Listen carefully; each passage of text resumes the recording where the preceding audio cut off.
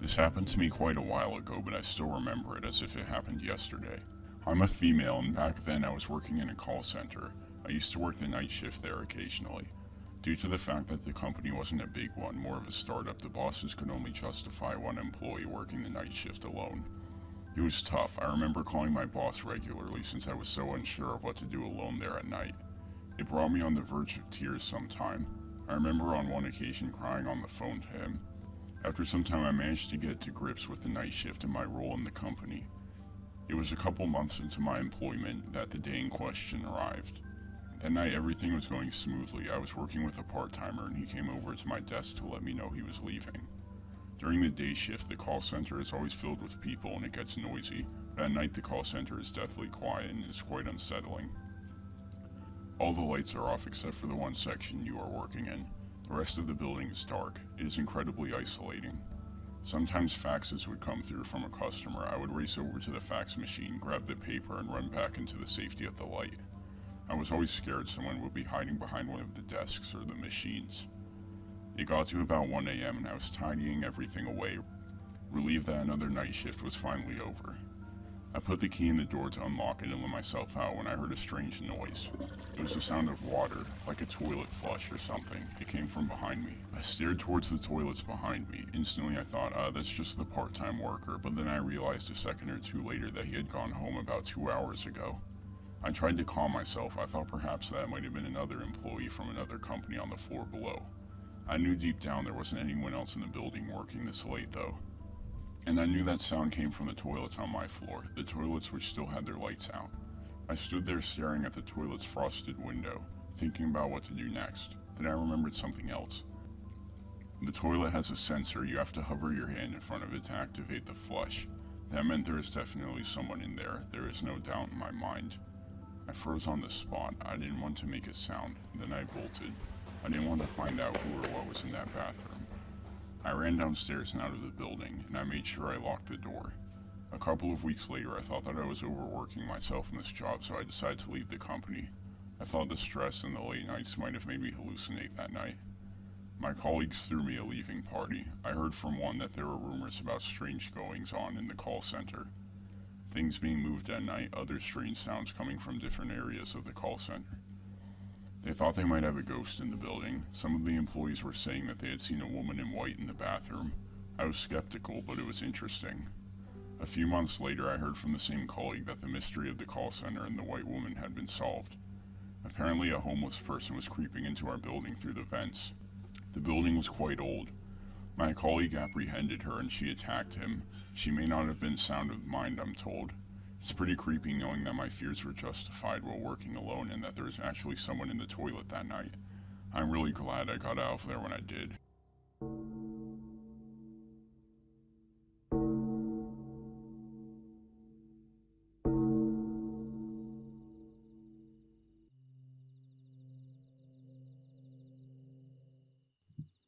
A few years back, I was working part-time night shifts in a convenience store. I want to tell you about the scariest thing that happened to me while I was working there. I have since quit working there because of this incident. It was too creepy. I was working deep in the countryside, way out in the sticks. We didn't really get many customers. At night, literally no one came in, so I used that time as my own. I was loving it, eating snacks and reading, etc. An elderly customer would come in every night. Since I had so few customers at night, I noticed this. I think anyone who has worked the night shift before would know what I mean. He would always walk in the store about 3 a.m. with a stick in hand. Every night he bought the same thing, milk and bread. We developed a bit of rapport. We would chat for a little while at the register. I think he appreciated this and understood it as perhaps some sense of intimacy. I enjoyed talking with him. It kept me from going crazy, alone there, at night. He was just a friendly and polite older gentleman who wanted to chat to someone. Well, that's what I thought. Then the weird stuff began to happen. I would see him even on my days off. That's not that weird, I can hear you thinking, but he would intentionally bump into me, like physical contact. He would always say, "Oh, what a coincidence," and then he would start chatting to me as we did on the night shift. He would talk up these chance meetings and kept saying things like fate had drawn us together. which of course really creeped me out, so I started to get a little concerned. Then later, when I would be working the night shift, he would come in with his cane to get his bread and his milk, and he would ask, "Where were you going when I saw you today?" I mean, he asked nicely, but it was creepy, and why would he care where I was going? I wasn't stupid enough to tell him about what I get up to outside of work, so I would always say, just running an errand." He would then say, "Well, I'm glad I got to see you outside of work." Even if I turned my face away, he would try to meet my eyes with his. It was starting to feel beyond uncomfortable now. I started to feel irritation rising in me whenever I would hear his cane as he approached the convenience store. I decided to change my approach to him. I dropped all the friendly chat and served him in a minimalistic way that I did to all other non-regular customers. I felt bad about the way I had treated him, since he didn't seem to understand he had done anything wrong. I just didn't know any other way to make him stop being creepy. For about 2 or 3 weeks, the store was quiet and peaceful without his presence. Then something I don't like to think about happened. I was on my night off, sat on my bed, reading a book, as I often do. I heard something I couldn't quite put my finger on to begin with. I was sure I heard this sound before, like a tapping from outside in the hallway. I looked down at the time. It was about 3 a.m. Then it dawned on me. It was the sound of the old man's cane. In that moment of realization, my skin went ice cold. The tapping continued up the hallway until it reached my door, where it finally ceased. I was petrified. I couldn't move. I was gripping my bed sheets and my knuckles were turning white. I wanted to go over to the peephole to check, but I just couldn't. After a few moments, I heard the cane begin to tap again, moving further down the hall. It was over. Well, that's what I thought, but I was wrong. It happened a few more times. I finally called the police, and they said since he hadn't done anything, they couldn't arrest him. It's not illegal to walk down a hallway, I guess. I can't tell you how frightening that situation was. I still had to go to work, and every night around 3 a.m., I would be terrified that I would hear his cane come tapping into the store, but he never showed up at work again. Just to my apartment door. I don't know how he was able to find my apartment. I guess he must have followed me home. I've quit that job, and I've since moved away.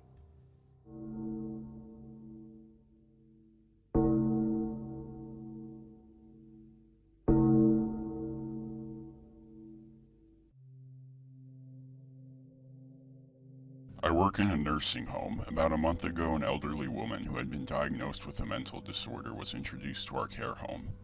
She seemed perfectly coherent after we spoke a little. I was surprised by the diagnosis, to be honest. She was really switched on for her age, which was 75.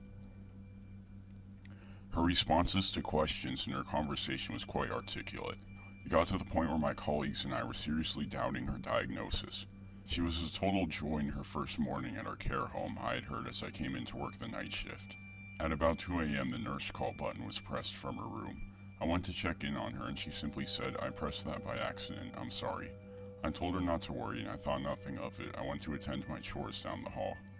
Not 10 seconds had passed when the call light appeared for her room again. Another nurse responded to her call. I remained in earshot for a moment. I was in the corridor and her door was closed. Because it was so late and there was no other noise in the home, I could hear every word they were saying. My colleague asked for the reason why she rang the nurse bell. The lady asked, "That man before," she said. My colleague said, "Oh yes, what about him?" "He frightens me. He has 2 faces, you know. He really frightens me," the old lady replied. "Oh," my colleague said. "She has a beautiful face, but don't let her trick you. She wants to kill you. If you look in her eyes, she will eat you." "But he is a male staff member, perhaps. Can't you see her? She's standing right there," the lady shouted. It was quite alarming to hear the lady, which had been so pleasant, now shouting in the dead of the night. It felt totally out of character. She sounded completely exacerbated, too. I knew that there were no windows or doors that anyone could be peering at her through since we did not have windows in our bedroom facilities, and the only door was the one I had entered in earlier. Since my colleague wasn't aware that I had been eavesdropping, she came out of the room, saw me, and stepped back in shock. I said nothing and carried on walking down the hall. It got to around 3 a.m. and it was time for my break to sleep for a couple of hours. When I woke up in the morning, that lady was completely back to normal again. When I spoke to her, she seemed to harbor no ill feeling towards me, nor did she seem distressed. I didn't think much more of it, and when quitting time came, I went home as usual. However, when I came back to work 2 days later, things had changed.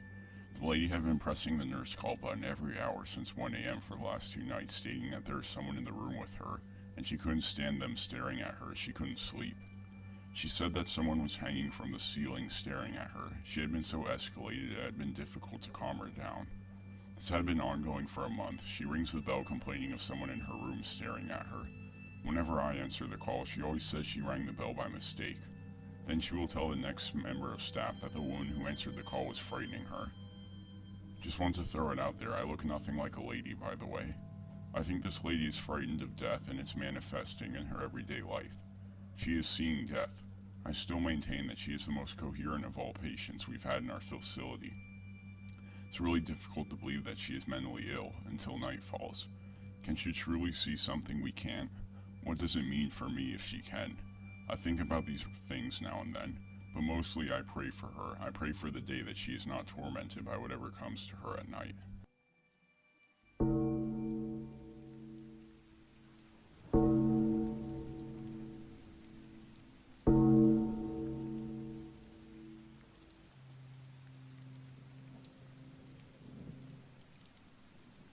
I heard this from a coworker when I started working the night shift in a hotel in my hometown.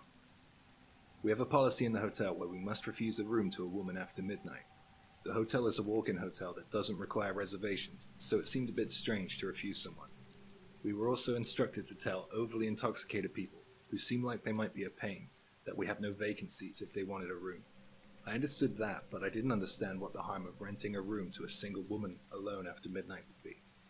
So I decided to ask about it. My coworker said that a woman came into the hotel in the early hours of Monday morning looking for a room. He said he found it strange because it was a very quiet night and it wasn't holiday season. She was well dressed, polite, and very beautiful, so he was more than happy to rent a room to the young woman. Nothing happened during the rest of his shift.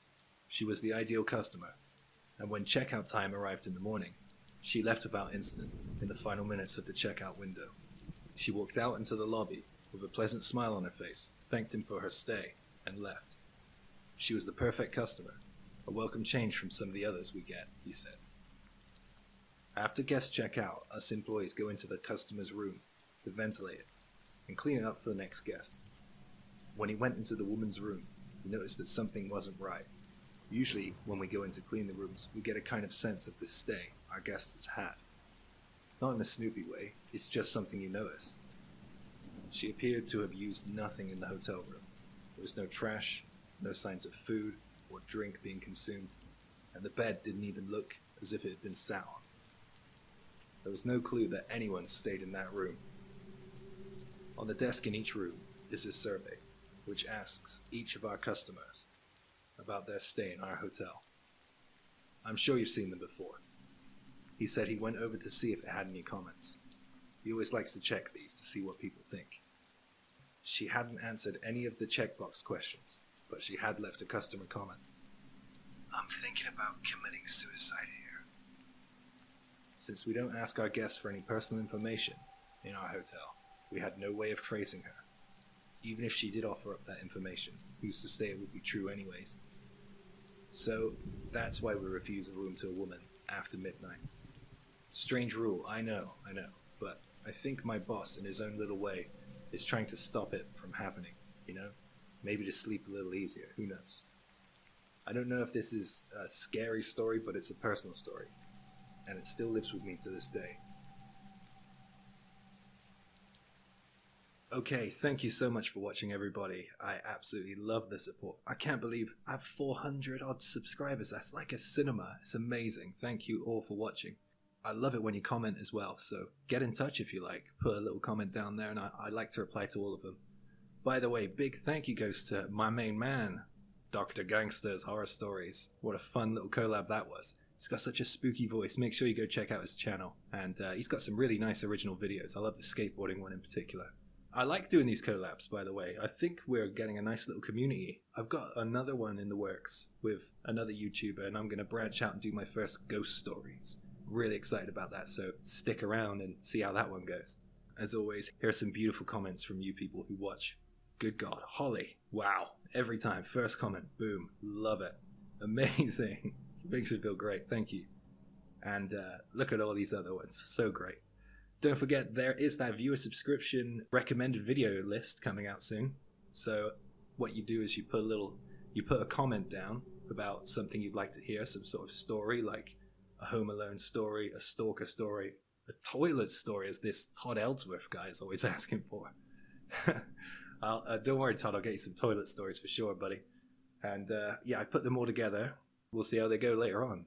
They're going to be good fun. I found some already, so I know it's going to be a good mix. There was some technical difficulties with my microphone before, so sorry if they didn't sound so good, but hopefully I fixed it now. I moved into a new apartment, you see, and the size of the room and the microphone and all these little like buzzes and whizzes and woo owls all like mess around with the recording. So if I get that ironed out, hopefully we'll get back to some more spookiness. Anyway, I don't want to bore you for too long. Thanks again for watching. Keep it up, guys. Keep on subscribing. And as always, see you in the next video. And I'll see you at the end, around the back, for a little chat again. Take care.